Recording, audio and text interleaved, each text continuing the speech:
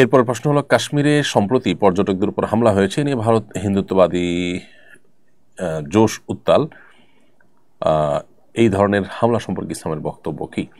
প্রথম কথা হলো যে এ ধরনের হামলা পরিকল্পিতভাবে মুসলমানদের উপরে দায় চাপানোর জন্য অথবা ভারতের যে ওয়াকফ আইন নিয়ে সারা দেশ উত্তাল হয়েছে সেটা বন্ধ করার জন্য কোনো রকম অপচেষ্টা গভর্নমেন্ট করছে কিনা সেটা অবশ্য বলা কঠিন।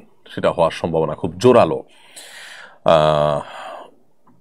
আবার একই সাথে এখানে দেশীয় এবং আন্তর্জাতিক নানাবিধ ষড়যন্ত্র চলমান আছে। ঠিক কোন কারণে বা কোথা থেকে এটা হয়েছে সেটা আল্লাহ তাআলাই ভালো জানেন একমাত্র। এটা হলো একটা বিষয়। দ্বিতীয়ত হলো সেখানে হিন্দুত্ববাদীরা যেভাবে ইসলাম মুসলমানদের বিরুদ্ধে বিষোদ্গার করছে এবং মুসলমানদের নিধনে তারা আপনার অগ্রসর হয়ে আসছে, সেটার ফলশ্রুতিতে রীতিমতো এ অঞ্চলে যে অশান্তি বিরাজ করছে তার পরিপূর্ণ দায় তাদের। এবং যে পরিমাণ মসজিদ মাদ্রাসা তারা ভেঙেছে, যে পরিমাণ মুসলমানদের নিধন তারা করেছে, জুলুম তারা করেছে, তার জন্য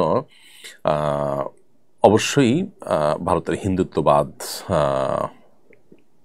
এটার দায় তারা বহন করে।